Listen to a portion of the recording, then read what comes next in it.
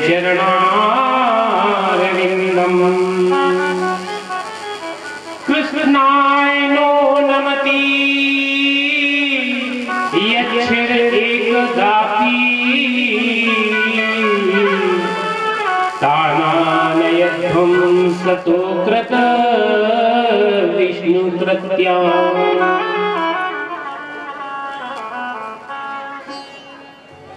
देखिए, जिसकी जिह्वा भगवान की वाणी का नाम नहीं लेती है, भगवान का संकीर्तन नहीं करती है, जिसका मन, जिसका हृदय भगवान के चरणों का स्मरण नहीं करता है, जिसने जीवन में एक बार भी भगवान के चरणों में प्रणाम नहीं किया है, उसको तो यमराज भी ले जाने में हिचकते हैं। उसको यमराज, धर्मराज के यहाँ उसकी कभी भी पहुंच नहीं होती। यमराज के दूत उसको शीघ्र, अति शीघ्र नरक लोक में ले जाने के लिए लगातार लगे रहते हैं। जय श्री राम। मामा जी का आगमन हो चुका है, साथ में माई विराजमान व्यास जी जो कि मामा माई हैं। ये हमारे इस शरीर के मामा जी हैं और ये दिल्ली से आए हैं। इनका मैं व्यासपीठ से सादर अभिनंदन, स्वागत, वंदन करता हूँ।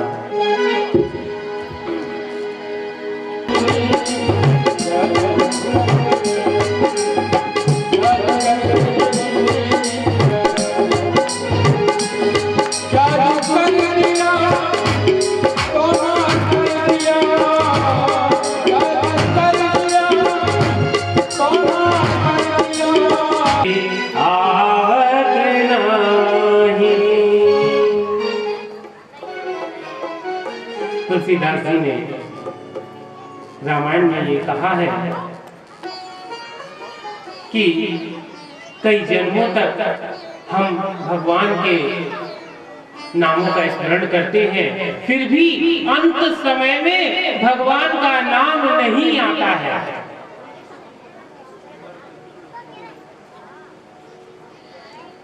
इसलिए सदा सेव्या श्रीमद्भागवती कथा, हमेशा भगवान की कथा का श्रवण करते रहे। और क्योंकि जब भगवान का स्मरण हमारे मन में होता है तो फिर दुनिया का चिंतन हमारे मन में नहीं आता है। जब हमारा मस्तिष्क खाली होता है तो अनेकानेक विचार आते हैं, लेकिन जब प्रभु का नाम संकीर्तन मन में होता है तो उस समय हमें लौकिक विचार हमें बाधा नहीं पहुंचा सकते हैं। एक बड़ी सुंदर कथा है,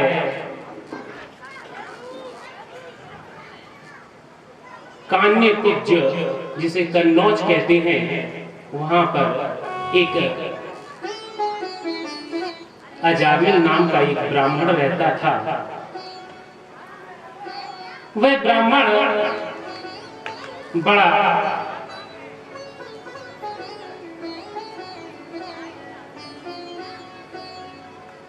सुशील और दयालु, किसी प्रकार का उसके अंदर कोई दोष नहीं था, बड़ा संतोषी प्रवृत्ति का ब्राह्मण था। वो अजामिल नाम के जो ब्राह्मण थे, एक बार कहीं से गुजरते हुए लौटकर आ रहे थे, मार्ग में उनको किसी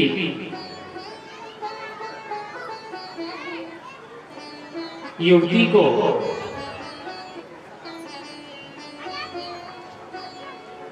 व्यभिचार करते हुए उनकी दृष्टि उस पर पड़ गई, तो उनके अंदर उनके मन के विचार दूषित हो गए, क्योंकि कुछ समय के लिए जब उन्होंने भगवान का स्मरण अपने मन में नहीं किया तो उन्हें यह पापाचार का मन उनके हृदय में समा गया और कान कुब्जे द्विजहा कश्चित् दासी पति अजामिलः नाम्ना नस्त सदा चोर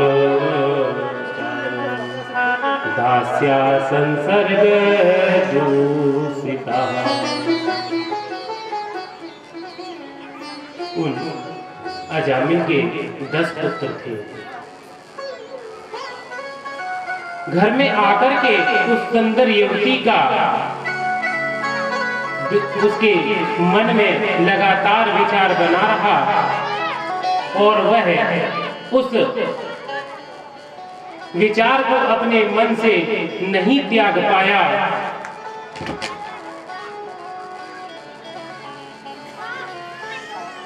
वह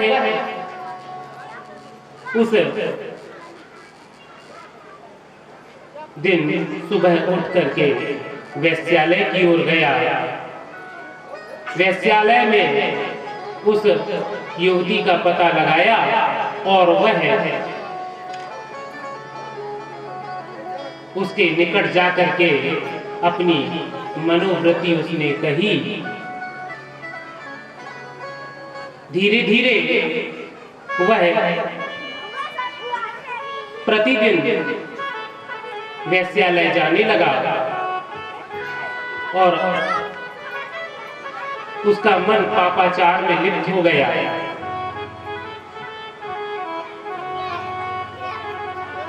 उसका जो पूजा पाठ का और ध्यान श्रवण का जो नियम था वो भी धीरे धीरे उससे दूर हो गया।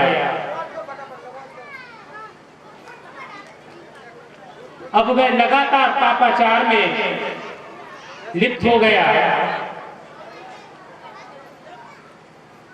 उसने अपने घर में उस वेश्या को ला करके रख लिया और उससे विवाह कर लिया। तो माताओं, उसने उस वेश्या से एक पुत्र को उत्पन्न किया।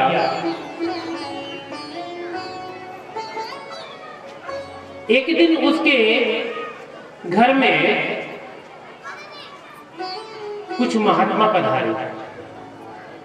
देखो, जब महात्मा घर में आता है तो महात्मा का मतलब होता है महान आत्मा, और महान आत्मा अपने लिए कुछ नहीं करती है।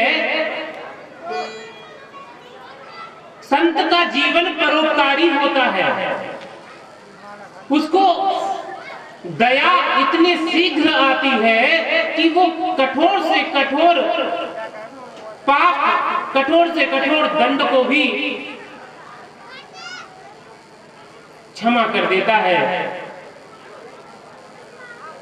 एक दिन महात्मा जी उसके घर पर आए और महात्मा जी जब उसके घर पर आए और वहां उससे एक रात व्यतीत करने को कहा तो अजामिल ने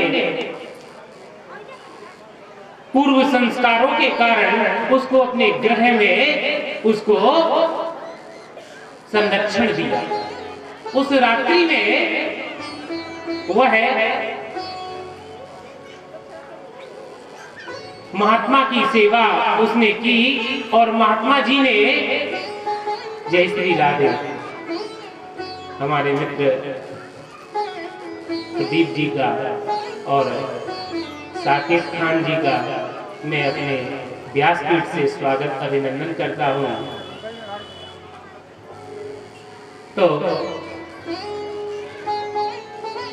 पूर्व संस्कारों के कारण अजामिल ने महात्मा जी की बहुत सेवा की, उनके चरण धुलाए, उनको पाद प्रक्षालन करके उनको आत्मा जल दिया, उनको भोजन खिलाया। महात्मा जी घर में रुके और महात्मा जी ने चलते समय उससे कुछ कहा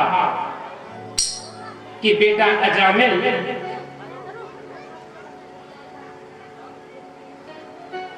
तू मुझे कुछ अगर देना ही चाहता है तो मेरी एक बात तू मान जा। हमारे परीक्षित बड़े सज्जन स्वभाव के हैं और शायद इस श्रीमद् भागवत कथा में वो यथा योग्य भागवत श्रवण के श्रोता हैं।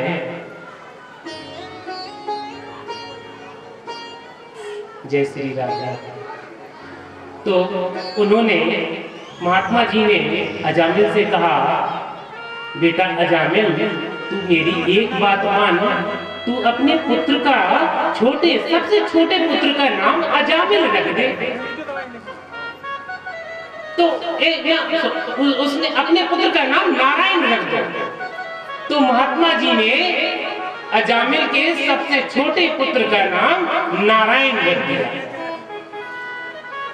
बालो नारायणो नाम पितरोश्च दयितो वृषम्। अब धीरे धीरे समय व्यतीत हुआ। आगे चल करके नारायण नारायण वो अपने पुत्र में इतना, क्योंकि छोटा पुत्र था ना, और माँ बाप को अपने छोटे पुत्र में सबसे ज्यादा आसक्ति भी होती है। उसकी किलकारियां, उसके आंगन में खेलने का वो सुख अपने मन में विचार करके वो बड़ा प्रसन्न होता था। धीरे धीरे उसका समय व्यतीत होता गया। उसकी उम्र लगभग 85 वर्ष के लगभग में पहुंच गई। धीरे धीरे काल गति अपना प्रभाव दिखाती है और उसका अंत समय भी नजदीक आने लगा। जैसे ही उसका अंत समय आया, उस समय जब यमदूत उसके प्राणों को उसके शरीर से निकालने के लिए आए, तो अजामिल ने अपने स्वभाववश अपने छोटे पुत्र को बुलाया, बेटा नारायण, बेटा नारायण, बेटा नारायण। जब नारायण को बुलाया तो देखिए हमारे प्रभु बांके बिहारी अपने भक्तों पर कितनी कृपा करते हैं कि धर्मराज के जो विष्णु दूत होते हैं, विष्णु पार्षद, वह जो है अजामिल के प्राणों को नरक से स्वर्ग ले जाने के लिए, नरक की ओर उनका, नरक से बचाने के लिए स्वर्ग की ओर ले जाने के लिए तुरंत पहुंच गए और जाकर के यमदूतों से उन्होंने युद्ध किया और यमदूत वहां से भाग गए। विष्णु पार्षदों ने अजामिल को, उसकी आत्मा को स्वर्ग की ओर ले जाने के लिए अब उस पर अपने विमान मंगाए और उन विमानों में अजामिल को ले जाने लगे। तो इस तरह से अजामिल की मुक्ति हुई। अपने पुत्र का सिर्फ एक नाम मात्र रखने से अजामिल को स्वर्ग की प्राप्ति हुई। तो भक्तों अपने बालक का नाम टिंकू, पिंटू, चिंटू नहीं रखना चाहिए। अगर नाम रखना है तो सुंदर भगवान का कोई नाम रखो, किसी महात्मा का नाम रखो, किसी महापुरुष का नाम रखो, जिससे उसके अंदर सात्विक विचार आए और उन सात्विक विचारों के कारण आपके घर का वातावरण अनायास ही पवित्र हो जाए। अनायास ही भगवान का नाम, श्री हरि का नाम हमारे मुख से निकलता रहे।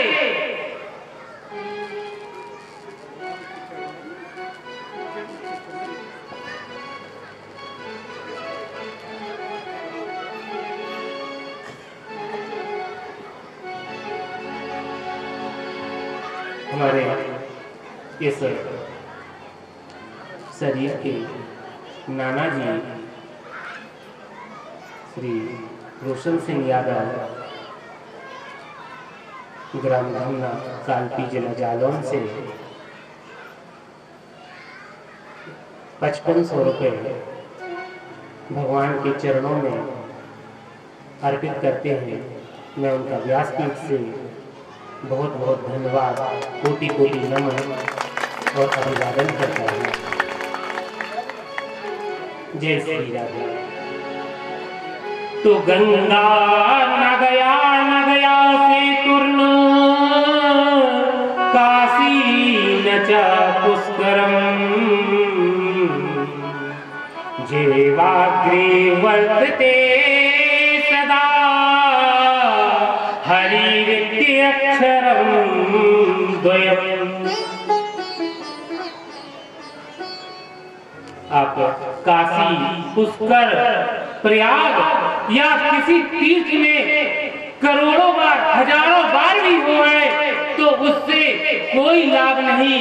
सिर्फ अपने हृदय में, अपने मुखारविंद से हरि, सिर्फ इतना सा नाम अगर लेते हैं तो हरि हरति पापानि,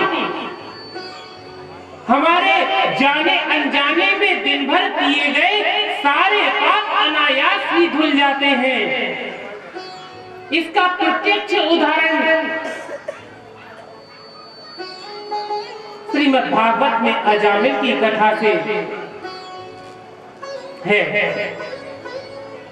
तो इस तरीके से भगवान का, ईश्वर का, अल्लाह का और इस संसार में जितने भी धर्म हैं, सारे धर्म हमें एक ही मंजिल पर पहुंचाते हैं। वही निराकार परमेश्वर, वही कोई उसे साकार मानता है, कोई निराकार मानता है। सबके रास्ते अलग अलग हैं, लेकिन वही ब्रह्म हर व्यक्ति के अंदर समाया हुआ है।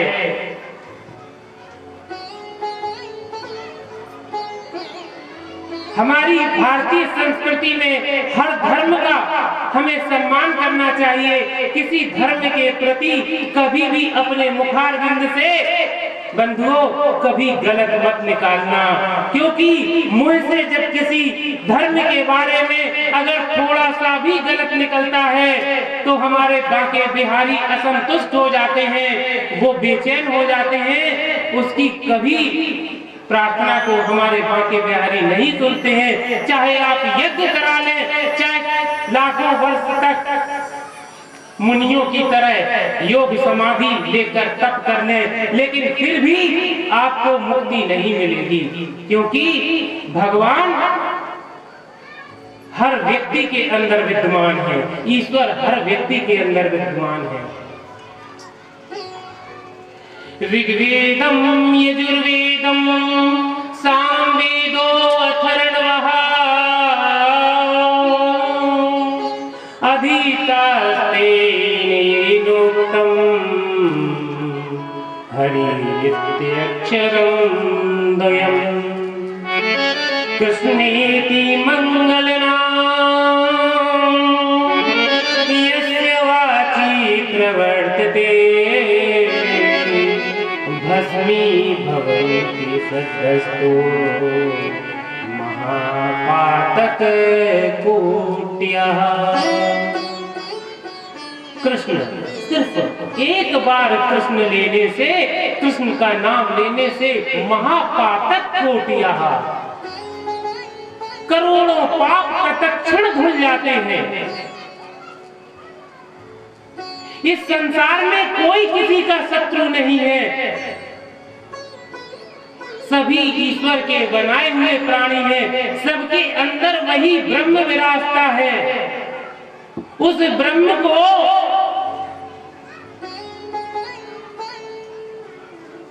सदैव अपने बाके बिहारी के रूप में देखो, अपने शत्रु को भी बाके बिहारी के रूप में देखो, क्योंकि उसके अंदर भी वही ब्रह्म है।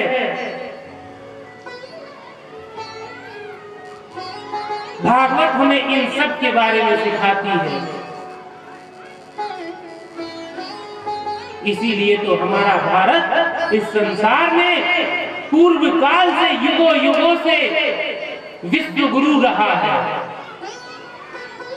हमारे भारत में हमारे ऋषि मुनियों का एक उद्देश्य था, वसुधैव कुटुंबकम। समुद्र में कितनी नदियां आकर के गिरती हैं, कितने नाले गिरते हैं, लेकिन समुद्र हमेशा गंभीर रहता है। इसी तरह से हमारे भारतवर्ष में कितने धर्म आए, सारे धर्म यहाँ पर समाहित हो गए और हमने सबको अपने सागर में, अपने हृदय में प्रवेश करा लिया और उनके साथ हम इस काल चक्र में आगे की ओर बढ़ने लगे। धन्य है वो भारतवर्ष, धन्य है वह भारत भूमि।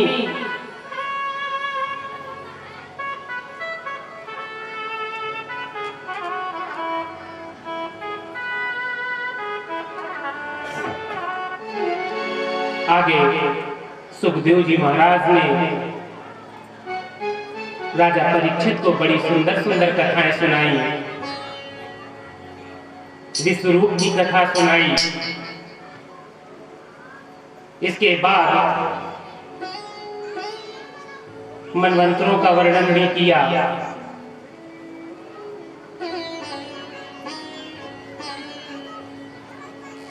काल विभाग, काल गणना का भी वर्णन किया। श्रवणम कीर्तनम विष्णु स्मरणम पाद सेवनम अर्चनम वंदनम दास्यम सख्यम आत्मनिवेदनम।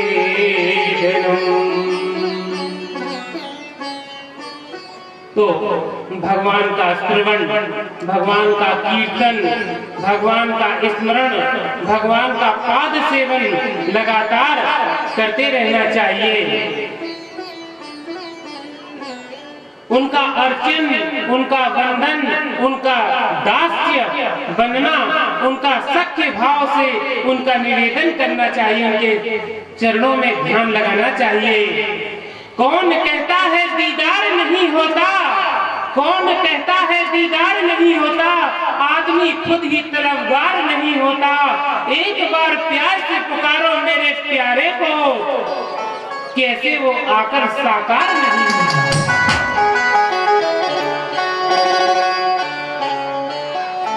तस्माद् वेरान् बन्धेन निर्वेण भयेन वा स्नेहाकात्मेन वायुज्यात् कथञ्चिन्निक्षिते पृथक्। जय श्री राम।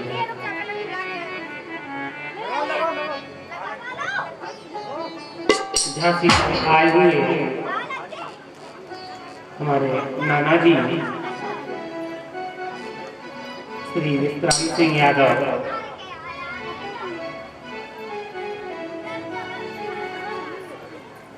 बड़े ही सज्जन स्वभाव के हैं और घर को सुशोभित किया है। मैं उनका व्यासपीठ से सादर अभिनंदन वंदन सभी स्नेह से अपनी कामना से कैसे भी हो भगवान में अपना मन पूर्ण रूप से लगा देना चाहिए। भगवान की दृष्टि में इन भावों में कोई भेद नहीं है। देखिए, भगवान का नाम हर क्षण कुछ भी करते रहो उस समय भी पवित्र है। काम से अर्थात प्रेम से। देखो, गोपियों ने प्रेम से भगवान में मन लगाया, काम भाव प्रेम भाव से भगवान में मन लगाया।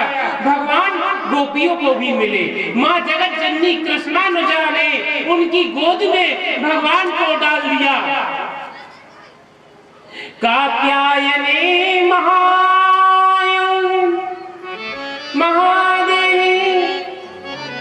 महायोगीश्वरी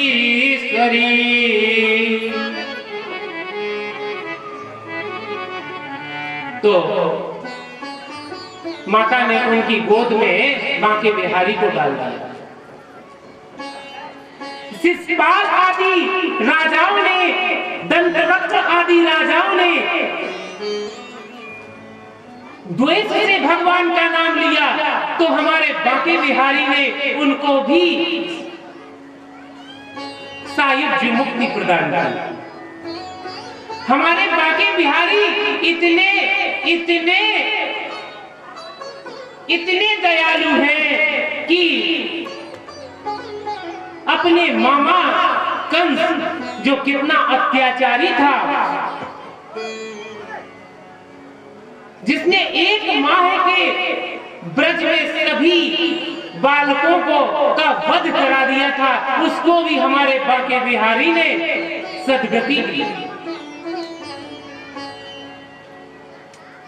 देखिए, पांडवों ने भी स्नेह से बांके बिहारी को अपना सारथी तक बनाया। भगवान कितने सीधे हैं कि बताओ, अपने सारथी के, अपने भक्त के लिए सारथी ड्राइवर तक बन गए। आज ड्राइवर बनने में भी शर्म लगती है। अगर कोई से कहो कि तुम गाड़ी चलाओ और मैं पीछे बैठता हूँ, अरे नहीं, मैं नहीं चलाऊंगा, आप चलाओ। लेकिन भगवान अपने मित्र के लिए, अपने सखा के लिए ड्राइवर भी बन गए, सारथी भी बन गए। नारद जैसे महर्षि, ब्रह्मर्षि, प्रहलाद जैसे भक्त, ध्रुव जैसे भक्तों ने भक्ति से भगवान को पाया। तो भगवान चाहे बैर से उनका नाम लो, चाहे प्रेम से लो, चाहे भक्ति भाव से लो, चाहे स्नेह से लो, चाहे पवित्र अवस्था में लो, चाहे अपवित्र अवस्था में लो, कभी भी भगवान का नाम व्यर्थ नहीं जाता है। वृंदावन के बहुत ही जो सठ गोस्वामी हैं, उनमें एक जीव गोस्वामी जी भी हुए हैं।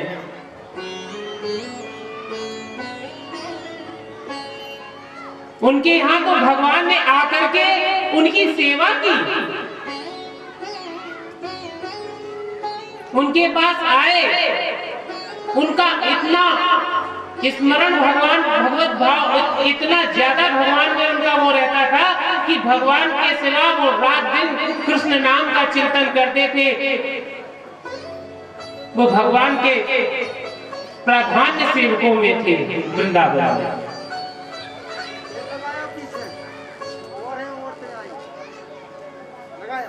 जब उनको वृद्धावस्था में कोई सहारा नहीं था तो भगवान स्वयं एक बालक बन करके उनके पास आए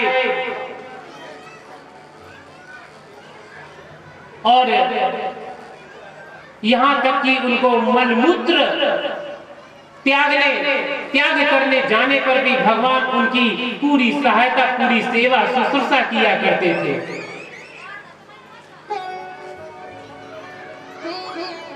सखुबाई को पंढरपुर की यात्रा में जाने से उनकी सास ने मना कर दिया था। मेला जा रहा था यात्रा के लिए, सखुबाई मचल गई कि मुझे भी यात्रा में जाना है, लेकिन उनकी सास ने वहां जाने से मना किया। तो भगवान स्वयं सखुबाई बन करके उसकी ससुराल में रहे और सखुबाई को पंढरपुर के मेले में भेज दिया और स्वयं सखुबाई की सास से पिटते रहे। 2 साल तक पिटे, उसके पति से पिटे, पूरे घर में पोछा लगाते थे भगवान बाके बिहारी, झाड़ू लगाया करते थे, सास के पैर दबा करते थे, ससुर की सेवा किया करते थे। तो भगवान अपने भक्त के लिए क्या क्या नहीं करते हैं। एक बार उनको दिल से पुकार के तो देखो।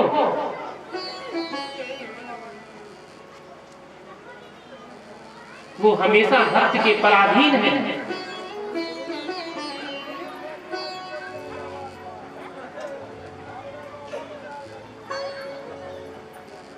हिरण्यकशिपु और हिरण्याक्ष की कथा के अंतर्गत हिरण्यकश्यप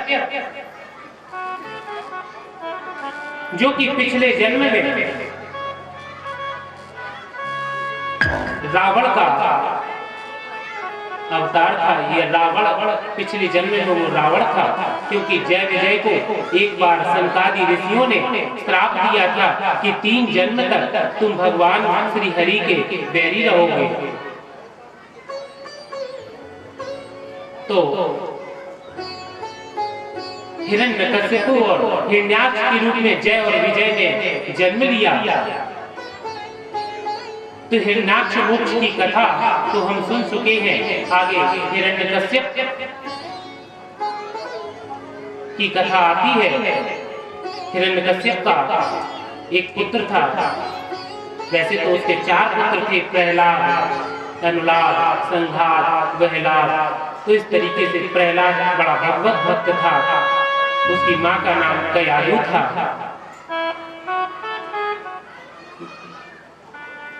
देवर्षि इंद्र के सानिध्य में माता कयाधु ने अपने बालक को बड़े भगवत संस्कार दिए थे। उन्हीं संस्कारों का फल था कि प्रहलाद भगवत प्रेमी था और भगवान का सदा स्मरण करता था। गुरुकुल में गुरु शुक्राचार्य के पुत्र संड और अमर्क उसको हमेशा भगवत भाव से हटाने की कोशिश किया करते थे, लेकिन वह अपनी प्रवृत्ति को नहीं छोड़ सका और उसने प्रतिक्षण भगवान का स्मरण अपने मन में किया। इसी कारण से प्रहलाद आज भी श्रेष्ठ भक्तों में जाने जाते हैं। एक बार हिरण्यकश्यप ने अपनी बहन होलिका को, क्योंकि होलिका को अग्नि से ना जलने का वरदान प्राप्त था, उसको बुलाया और प्रहलाद को अपनी गोद में लेकर के चिता पर चढ़ने के लिए हिरण्यकश्यप